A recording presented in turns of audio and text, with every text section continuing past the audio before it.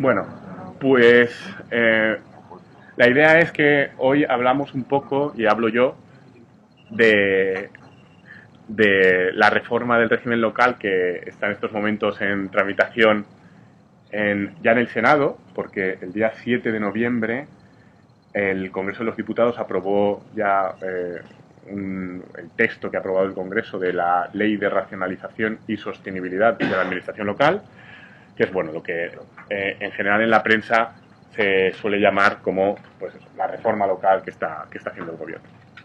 Bueno, la idea es hablar un poco de esto, por contextualizarlo, que todos lo sabéis, ha sido una reforma muy conflictiva desde el punto de vista de la discusión que ha generado y también de los distintos escollos que ha tenido que ir superando a partir de los primeros bocetos, de los primeros borradores que hizo el gobierno, pero luego la tramitación parlamentaria está siendo mucho más tranquila porque para algo tiene una gran mayoría política en estos momentos el gobierno en el Congreso y eso hace que sea mucho más fácil.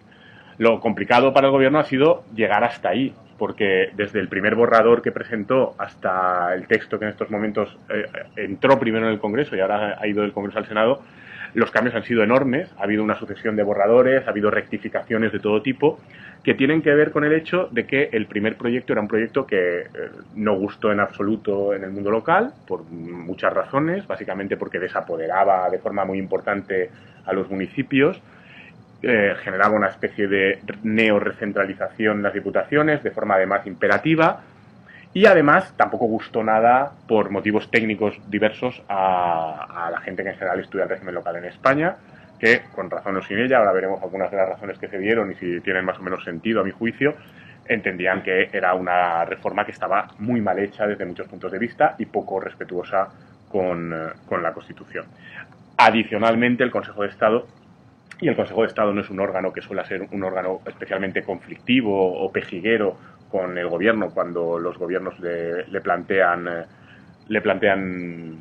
proyectos de ley, planteó también muchísimas dudas respecto de la corrección de la orientación.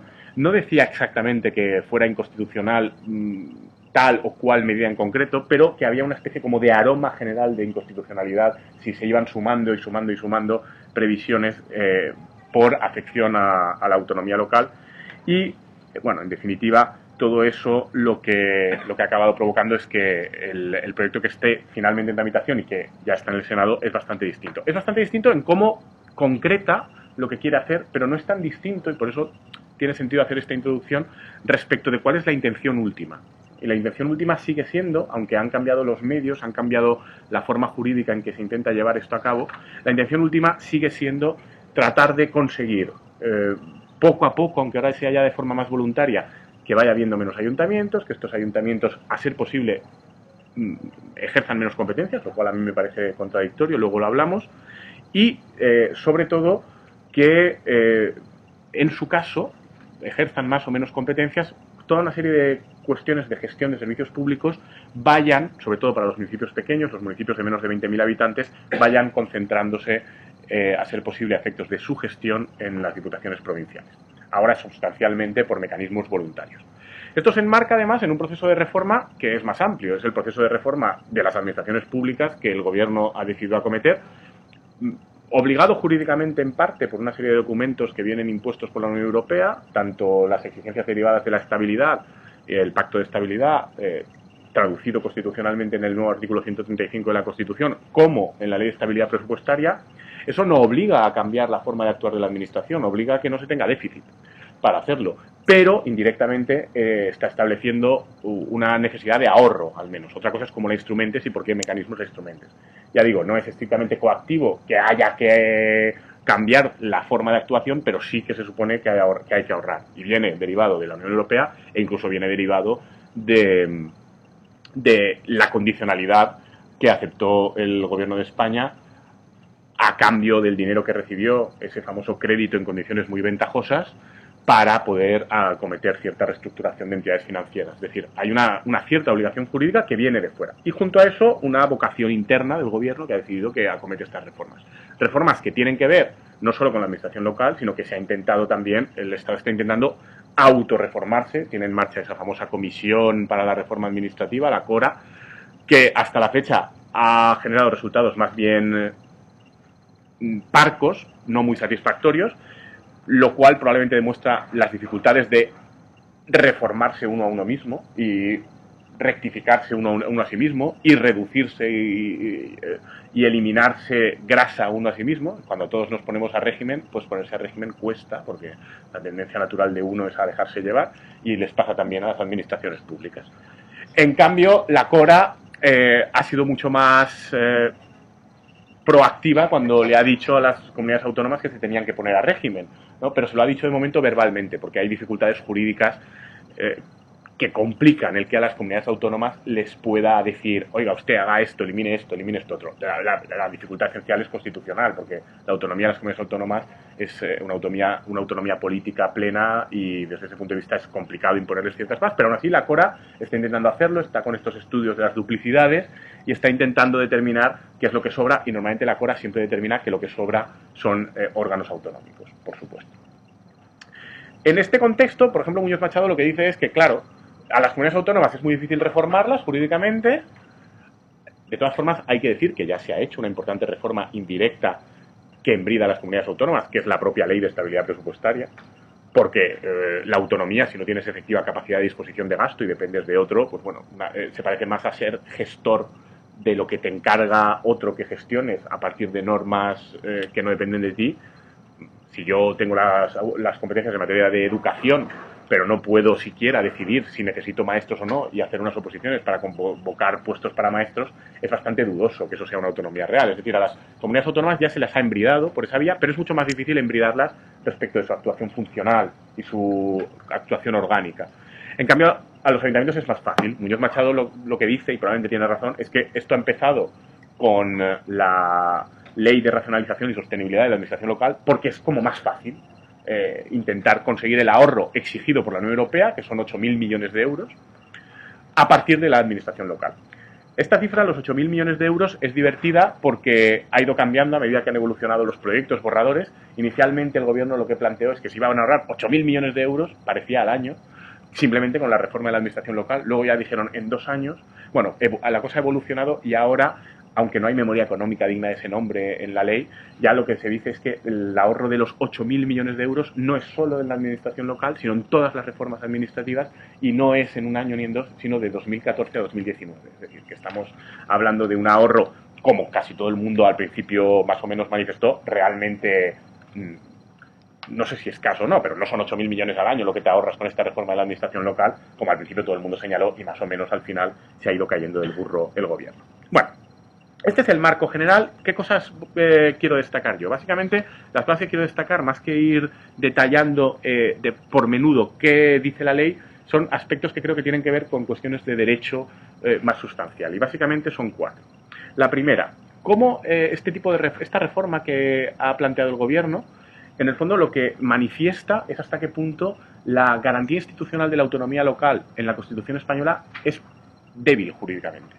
Es decir, esta reforma manifiesta como mínimo que al gobierno que ha hecho el proyecto de ley, al propio Consejo de Estado, que aunque manifestaba algunos óbices respecto de la protección de la autonomía local, tampoco ponía el grito en el cielo, ni mucho menos por ello, la idea de que, y el propio legislador que está tramitando este proyecto y que ya lo ha aprobado en el Congreso en estos términos, bueno, la idea de que esto de la autonomía local, ese reconocimiento de la autonomía que hace la Constitución, tampoco es tan exigente, o al menos que las obligaciones jurídicas que se deducen de ahí para el legislador a la hora de regular cómo funcionan las administraciones locales no son tantas. Primer elemento. Segundo elemento.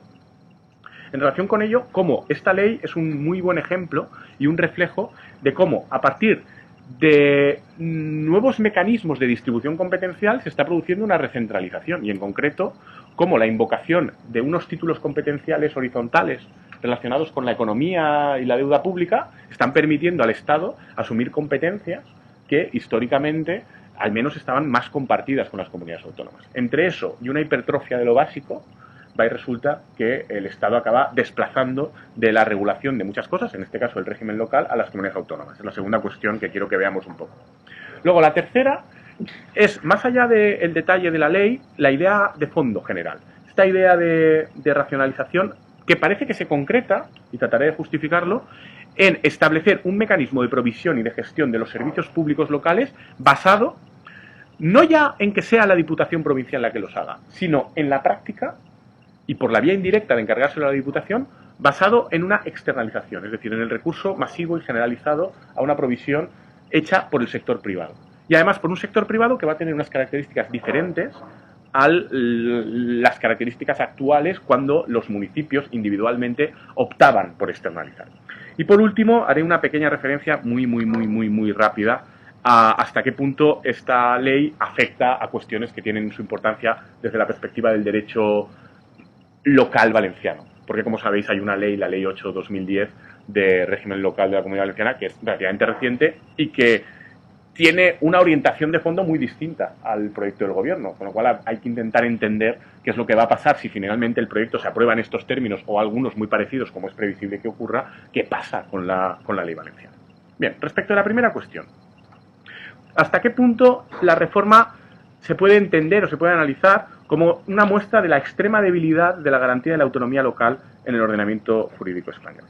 Bueno, desde las cuestiones puramente anecdóticas, como el hecho de que la exposición de motivos, en su última versión, ni menciona la autonomía local, la menciona una vez, creo, y, por ejemplo, Jiménez Asensio ha remarcado, y tiene razón, que en realidad la mención a la autonomía local no es tanto para decir que la autonomía local sea importante, sino para, a partir de hablar de la autonomía local, decir que la competencia es estatal y justificar que la intervención estatal puede ser muy potente. Es decir, no parece que la autonomía local sea muy tenida en cuenta por el legislador. Y esto no deja de ser curioso si tenemos en cuenta que ritualmente nosotros afirmamos que existe y que es muy importante, y que a partir de la Constitución los municipios como mínimo han de existir y han de tener unas competencias mínimamente reconocidas. Sin embargo, ya digo, en la versión más extrema del anteproyecto, en la que directamente de forma coactiva se podían eliminar competencias, o en la versión más modulada del actual proyecto, en la que luego veremos que hay una voluntariedad en que, en general, salvo si estás incumpliendo el déficit, en que vayan tus competencias a la Diputación y bueno, y se recuperan algunas competencias que habían desaparecido en el anteproyecto, porque el anteproyecto tenía un listado de competencias que se pretendía muy estricto para los municipios que reducían las que hasta ahora se habían ejercido. Ahora se recuperan algunas, pero no todas. Es decir, hay una reducción del ámbito competencial, ¿no? El artículo 25 actual plantea menos competencias, tiene más competencias de lo que será el artículo 25 con la reforma. El artículo 26 cambia un poco los servicios obligatorios, ahí tampoco hay tantas reducciones, pero las reducciones, ya digo, aunque eran más importantes en el anteproyecto, siguen existiendo. No solo eso, sino que el anteproyecto establecía mecanismos que convertían esa lista de competencias, o pretendían convertir esa lista de competencias en tasada, sin que las comunidades autónomas pudieran ampliar luego competencialmente las funciones de los municipios. Eso también ha sido corregido en el proyecto definitivo, y el artículo 25.6 que propone el proyecto ahora sí que permite a las comunidades autónomas, pero con una serie de condiciones, es decir, a partir de un estudio de viabilidad que esté más o menos tasado, que se prevea cómo se tienen que ejercer, sí que permite que las comunidades autónomas den alguna competencia más, lo cual es más o menos razonable. Si la comunidad autónoma tiene competencias exclusivas sobre una materia, ¿por qué no va a poder determinar que esas competencias las gestionen los entes locales? Eso se ha corregido algo, pero sigue existiendo. Y en última instancia, además, y eso es importante resaltarlo, aunque la lista de competencias que pueden ser delegadas, que establece el artículo 27, permite un incremento de ese listado que inicialmente se pretendía más estricto en el primer anteproyecto del artículo 25, conviene no perder de vista que a efectos de autonomía local no es lo mismo una competencia que te reconoce la ley a ti que una competencia que la ley dice que puede ser delegada. Hay, tanto materialmente, una menor autonomía en el hecho de que te digan, no, es que la competencia no es tuya, la competencia en su caso te la delegan, materialmente, porque te la pueden delegar o no, como desde un punto de vista formal y procedimental, porque la delegación normalmente va anudada a una serie de trámites, una serie de posibles controles incluso, es decir, que ahí también hay una reducción de la autonomía local. No, todo esto lo que a uno le obliga a plantearse es, incluso en un contexto como el actual, en el que la pérdida de competencias es menor que la inicialmente prevista, y en el que, caso de que haya problemas de coste, no va a ser obligatorio que los municipios pierdan sus competencias en favor de la Diputación, sino que va a ser casi siempre una cuestión voluntaria, porque en eso sí que ha rectificado el proyecto.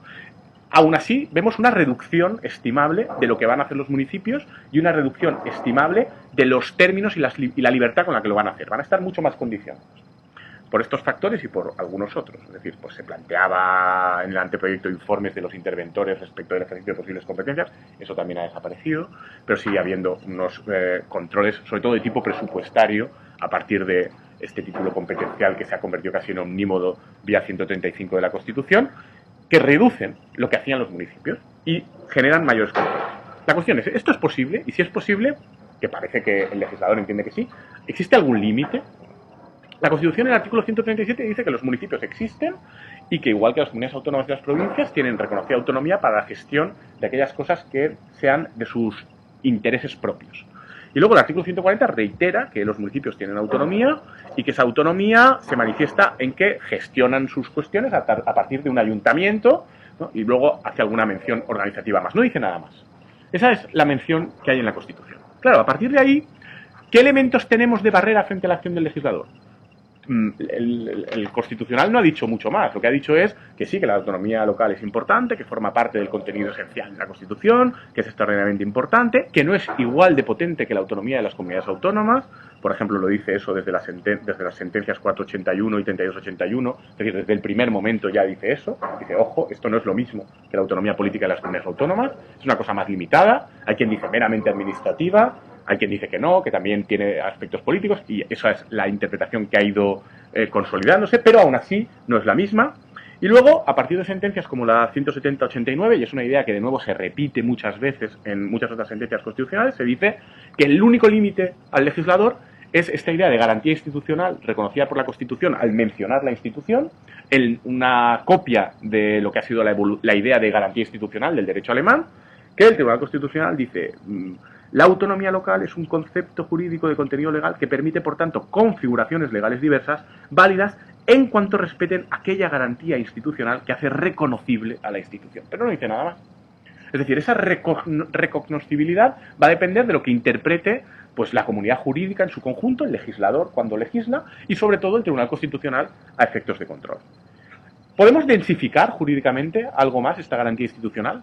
Bueno, a mí se me ocurren solo dos fórmulas para densificarla y para tratar de darle densidad. Y ambas son problemáticas desde el punto de vista de la reforma. Es decir, si aceptamos que se puede densificar por una de estas dos vías que voy a decir, la reforma tendría problemas de constitucionalidad.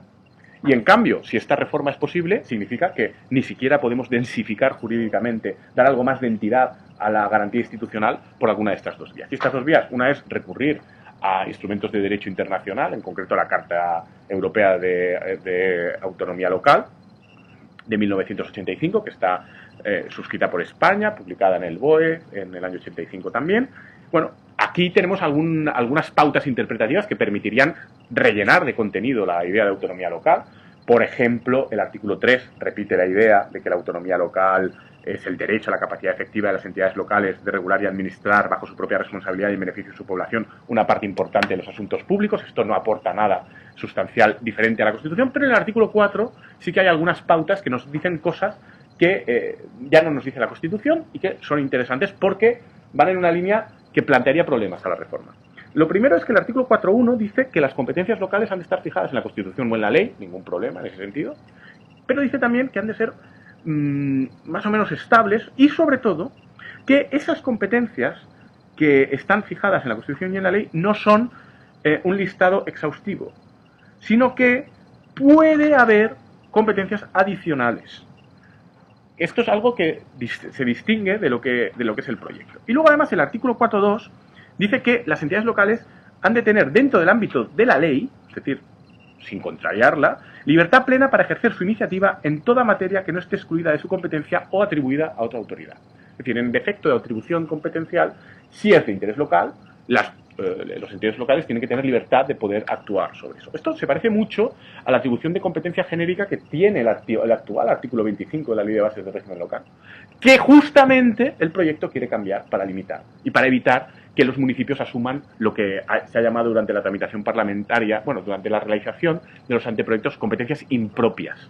Ahora ya el texto ya no habla de competencias impropias, sino de competencias no expresamente asignadas por la ley, ¿no? Porque incluso la idea de impropias era un poco fea, ¿no? Bueno, Pues da la sensación de que esta previsión en concreto no acaba de cuadrar con la idea del proyecto. Si el proyecto lo que quiere es que los municipios solo puedan actuar allí donde expresamente se les confiere la competencia, y resulta que la Carta está diciendo que tendrían que poder actuar, bueno, pues a lo mejor es una forma de darle algo de densidad a ese principio, a esa garantía institucional. Pero en ese caso tenemos un problema de constitucionalidad con el proyecto de ley. El artículo 4.3 de la Carta hace referencia al principio de subsidiariedad, que es un principio que en el fondo nuestro ordenamiento jurídico se supone que también está informado por él mismo, que la competencia se ejerza allí donde tiene más sentido. Bueno, tampoco, esto como es muy interpretable siempre, no plantea tampoco, no nos aporta un elemento que nos permita entender que la norma tiene problemas. Bueno, primer elemento de posible concreción jurídica de la garantía institucional que se puede aportar, que plantearía problemas respecto del proyecto. Segundo posible elemento, que a mí se me ocurre. El segundo posible elemento, desde la propia idea de recognoscibilidad, es decir, si se afecta la garantía institucional en el momento en que la institución deja de ser reconocible, cómo es la institución, cómo ha sido durante todos estos años, es extraordinariamente importante.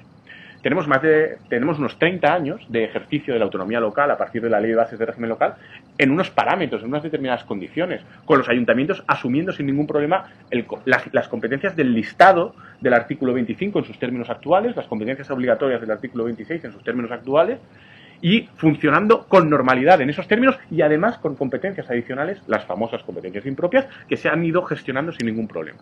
Esto ha generado una idea de recognoscibilidad de la institución de la que forma parte que esas competencias son municipales.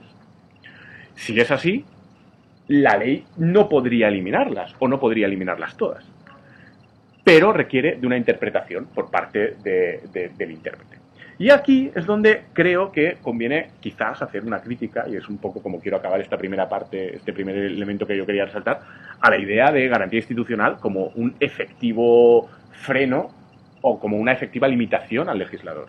Y es que o tienes un intérprete de la Constitución, en este caso el Tribunal Constitucional, con una vocación de intervención a partir de ideas de esta índole o a partir de nociones principiales, que de verdad entienda que su función es revisar desde esta perspectiva lo que hace el legislador, como es el caso del Tribunal Constitucional alemán, que es mucho más activista que el nuestro, y que no tiene empacho en decirle al legislador, no, usted no ha calibrado bien desde un punto de vista de proporcionalidad, cómo tiene que regular tal o cual cuestión. En la ley electoral usted no ha calibrado bien si la proporcionalidad es la correcta o no, y tiene que corregirla. Y además yo le digo en qué términos la tiene que corregir.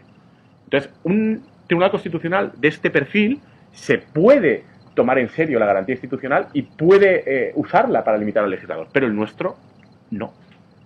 Si nosotros queremos de verdad que la garantía institucional de la autonomía local tenga un mínimo de seriedad, o se introduce en la Constitución algún tipo de contenido mínimo que nos dé más datos respecto de cómo entenderla, o normalmente va a quedar siempre expuesta al legislador.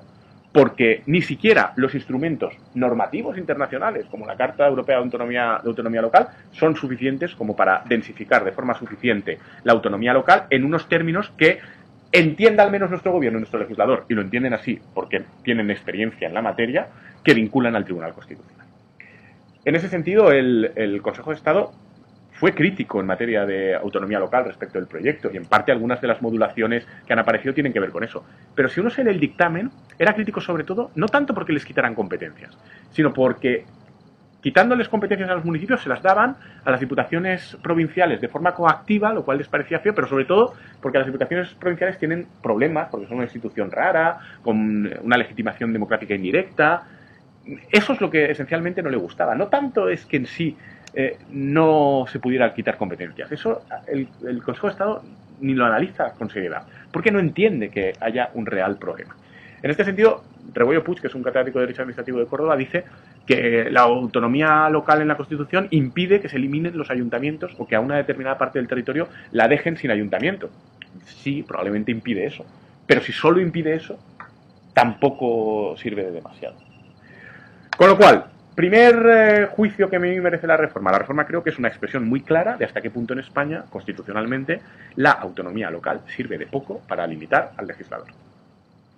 Máxime, además, cuando empezamos a tener estos títulos competenciales horizontales, 135 de la Constitución recién reformada, en combinación con el 149.1.14, ¿no? Gestión de la economía y de la hacienda pública, deuda pública y hacienda pública, que acaban permitiendo que el legislador estatal haga lo que quiera. Y este es el segundo punto del que quería hablar.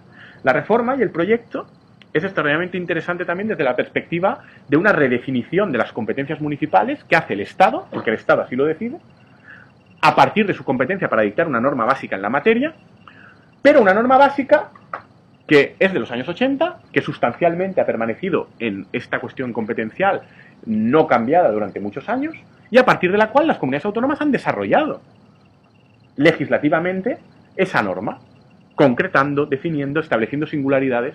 Y no solo eso, sino que algunas comunidades han establecido en su Estatuto de Autonomía muchas previsiones en materia de régimen local, sobre todo Cataluña. Bueno, como Cataluña hizo eso, ya el problema se veía venir. Es decir, si Cataluña ha hecho eso, ¿se rigidifica el régimen local catalán a partir de lo que dice su estatuto? ¿O va a poder el legislador español, con posterioridad a eso, si cambia la norma básica, obligar a un cambio de lo que prevé el estatuto catalán para Cataluña? El Tribunal Constitucional, en su sentencia sobre el Estatuto de Cataluña, la sentencia 31 de 2010, no vio ningún problema en que el Estatuto catalán regulara todas estas cuestiones, pero como siempre en esa sentencia no ve ningún problema aparentemente, pero no ve ningún problema porque la propia sentencia en el fondo lo que está diciendo es que eso sirve de bien poco siempre y cuando el Estado se oponga. Que mientras el Estado consienta que eso sea así no va a pasar nada, pero que en cuanto el Estado se oponga de alguna manera, legisle ex novo en un sentido diferente a lo que prevé el Estatuto catalán, lo que va a tener validez jurídica y va a imperar jurídicamente es lo que decida el Estado.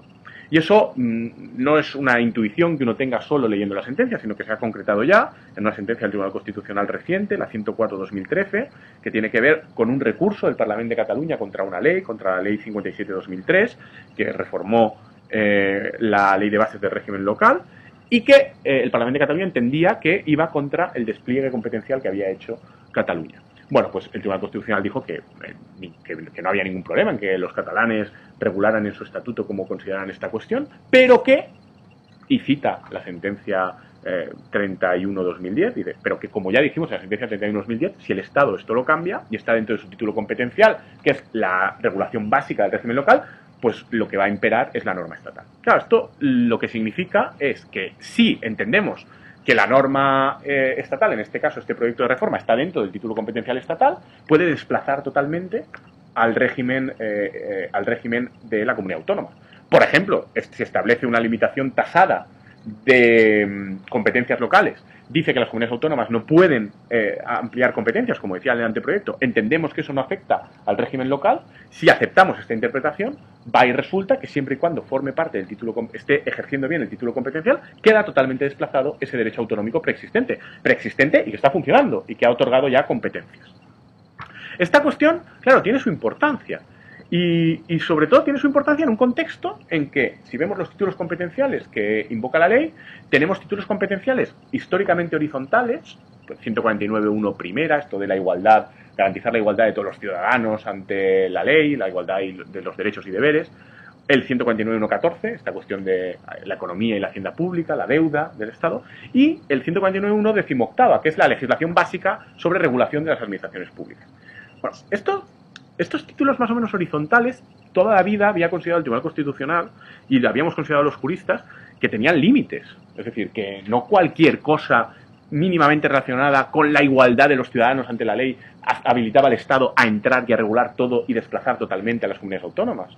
Hay sentencias no muy lejanas, por ejemplo, la famosa sentencia del urbanismo de 20 de marzo de 1997, en la que el Tribunal Constitucional le dice que no al legislador estatal, que con eso no puede regular todo.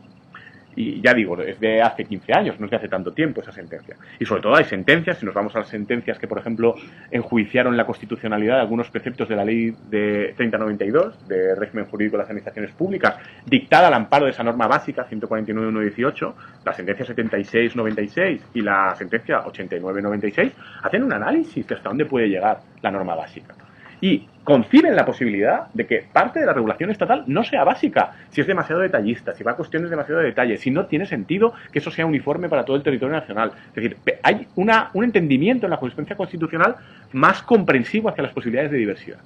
Pero hay que tener en cuenta que esto se ha cegado, que en los últimos tiempos la jurisprudencia constitucional ha cambiado, que ahora probablemente, si tuviera que analizar una ley del suelo del Tribunal Constitucional y no hubiera una sentencia como la del año 97, nunca tendríamos una sentencia como la del año 97. Es decir, estamos en una evolución en la que el Tribunal Constitucional paulatinamente va dando más competencia al Estado. Desde dos puntos de vista. Uno, permite que estas competencias horizontales sean mucho más intrusivas de lo que lo eran nunca, y el ejemplo paradigmático se ve con la del 149.14, deuda pública en relación al 135, da la sensación de que a día de hoy el Tribunal Constitucional se dio con la ley de estabilidad presupuestaria, se ve con el hecho de que ni siquiera el Consejo de Estado a esto le plantee un problema, da la sensación de que hay una habilitación en blanco para entrar a regular cualquier cosa que tenga incidencia presupuestaria respecto a las administraciones públicas, es decir, prácticamente todo.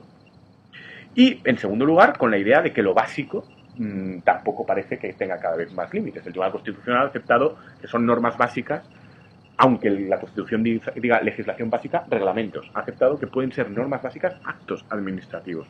Es decir, tenemos un importante desplazamiento de la normativa autonómica. Claro, esto es importante porque acaba con este entendimiento que teníamos del régimen local como algo bifronte, como algo en lo que participaban las comunidades autónomas. Y luego al final, cuando hablemos de la situación que se puede producir en la Comunidad Valenciana, veremos algunos problemas concretos que se pueden derivar de esto.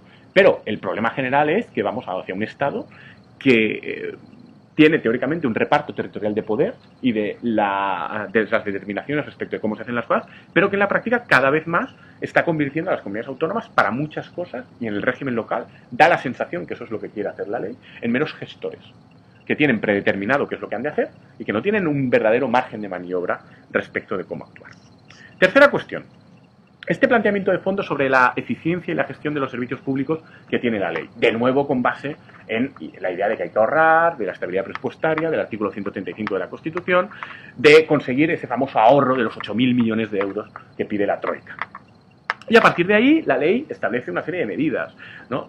La limitación de competencias y de gastos asociados a esas competencias, como ya hemos visto, el establecimiento de normas de funcionamiento muy exigentes, más importancia de los habilitados estatales, más control de la intervención, limitación incluso de los sueldos de concejales, de cargos locales, limitación del número de cargos o asesores, cuestiones organizativas de detalle que, por ejemplo, son inconcebibles respecto a una comunidad autónoma, porque la comunidad autónoma, como entendemos que tiene autonomía, esa autonomía el Tribunal Constitucional sí que ha sido consistente en considerar que, ante todo, ha de respetar la capacidad de autoorganización, y esa capacidad de autoorganización tiene que ver con los sueldos. Bueno, pues parece que para el régimen local, el legislador estatal no considera que aquí haya problema, pero no lo considera él, no lo considera prácticamente nadie, por lo que yo he visto, no lo considera el Consejo de Estado, es decir, que da la sensación de que esa autoorganización referida a sueldos, por ejemplo, no plantea problemas en materia de autonomía local tampoco, ¿no? Y la ley,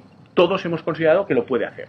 Es obvio que por razones de ahorro presupuestario y de que a nadie le gusta el descontrol del gasto público, es una medida que no es impopular el decir, oiga, usted tiene unos límites.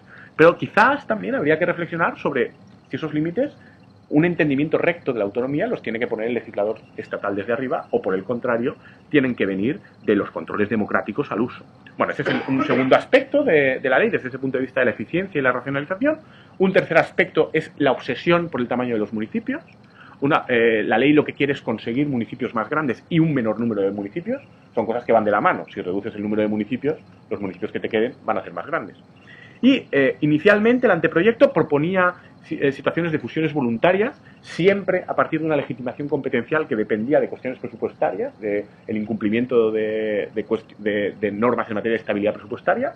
Entonces, cuando los municipios tenían problemas de ese estilo, de déficit, entonces podía forzarse una fusión. Esto ha desaparecido del proyecto. Ahora hay un sistema de incentivos voluntarios que es mucho más inteligente, mucho más interesante, que no se diferencia tanto de lo que ya había antes, aunque sí que la ley establece, y eso es interesante, las cuantías en las que se va a incrementar, por ejemplo, la financiación municipal asociada a los municipios como mecanismo para incentivar. Usted se fusiona y usted, además de las ventajas que pueda tener de su fusión, que serían las que tendrían que ser suficientes para que esa fusión fuera agradable y atractiva, usted va a tener más presupuesto a partir del reparto que hace el Estado de ello.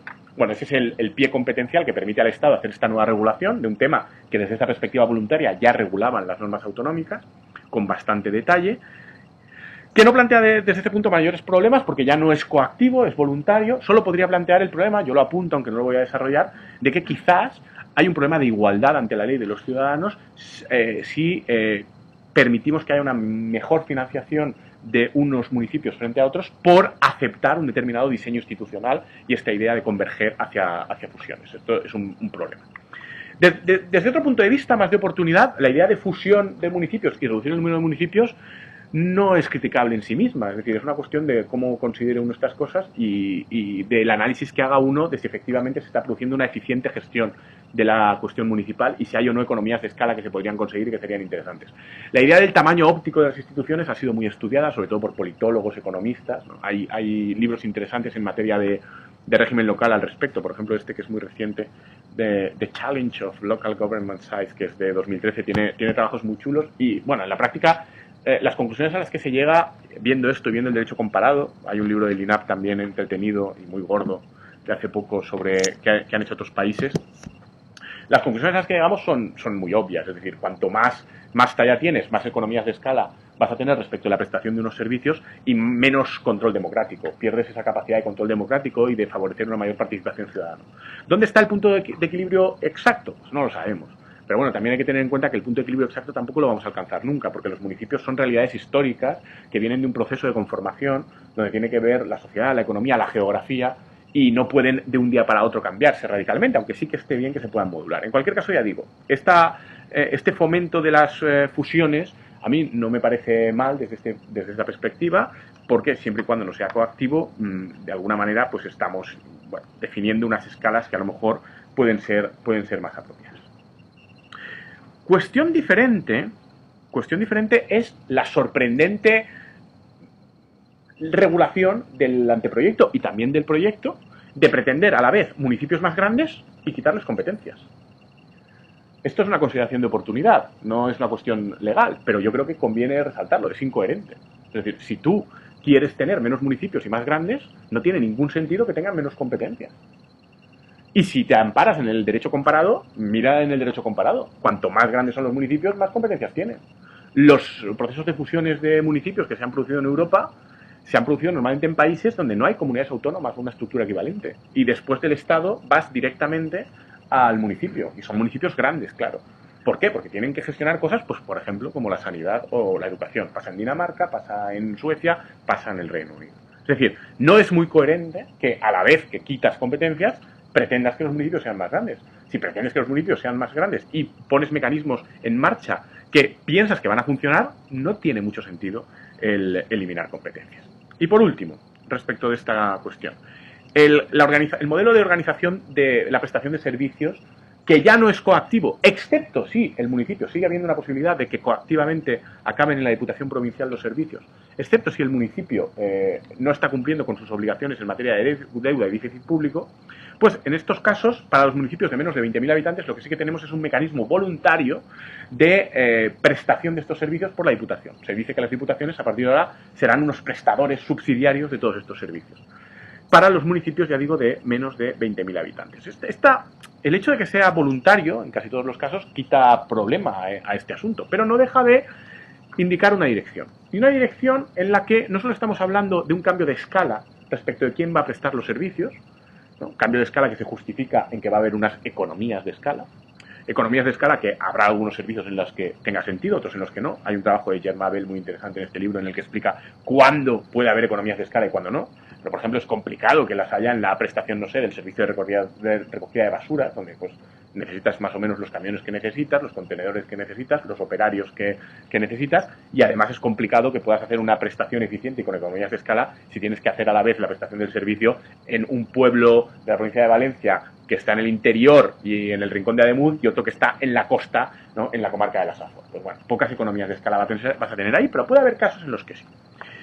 Pero, sobre todo, la cuestión es que indirectamente y por esta vía lo que estamos es estableciendo, y eso la ley no lo dice claramente, pero creo que es importante resaltarlo, estamos estableciendo indirectamente un modelo que preconiza la gestión privada de los servicios públicos locales.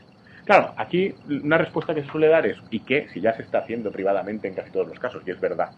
Pero también es cierto que los municipios, cuando se presta municipio a municipio, la escala de esa prestación privada es distinta.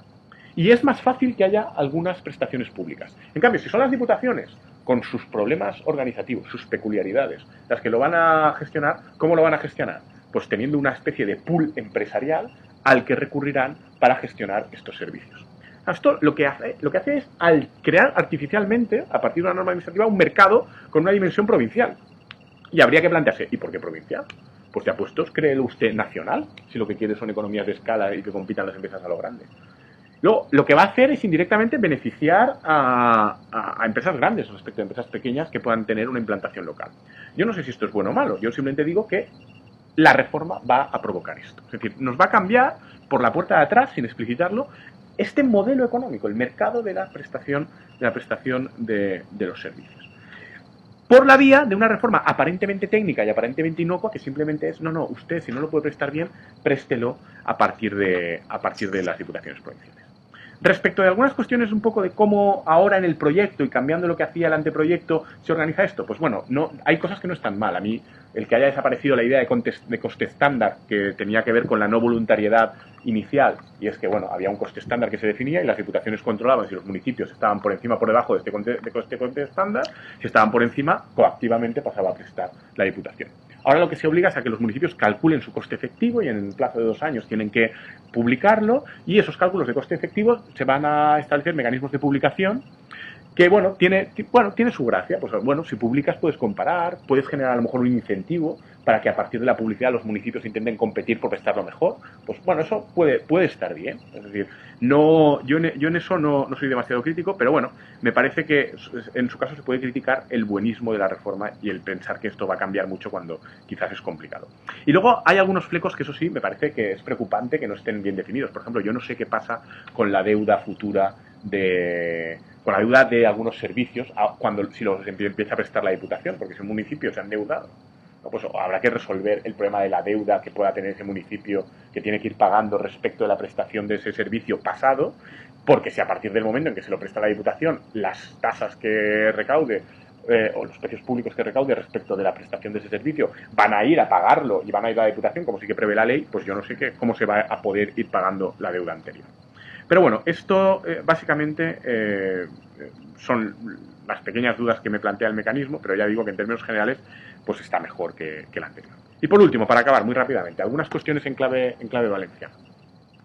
Pues en clave valenciana tenemos el problema de que tenemos una ley de régimen local de 2010, la ley 8-2010, que era mucho más pro pequeñas entidades locales, mucho más pro municipio, que tenía un listado de competencias que era mayor incluso que el de la ley de bases de régimen local, añadía 3 o 4 competencias menores, pero bueno, era mayor. Pero claro, ese listado de competencias ahora es sustancialmente mayor, porque la ley de bases de régimen local lo ha reducido. Entonces, cuestiones que surgen aquí. La primera, las competencias que atribuía la ley valenciana por sí misma, que no venían de copiarlas de la ley estatal, ¿se considera que siguen atribuidas? Ahora, con el nuevo proyecto, sí que permite el 25.6 que las comunidades autónomas atribuyan, pero con unas limitaciones y unas pautas. ¿Tienen que cumplir esas pautas o entendemos que están atribuidas? Yo creo que lo razonable sería entender que ya están atribuidas y que para esas no hay que hacer la revisión. Más problemático es las competencias que asumió el legislador valenciano simplemente copiando lo que decía el legislador estatal. Ahora que el legislador estatal las elimina, ¿entendemos que han quedado eliminadas? O que por el contrario son una manifestación de que el legislador valenciano sí que lo quiere y entonces serían equivalentes a las que no formaban parte del listado estatal. Pues ahí probablemente habría interpretaciones para todos los gustos e intuyo que la interpretación dominante va a ser que no hay que entenderla. Respecto del fomento de las entidades locales menores o del asociacionismo municipal, ¿no?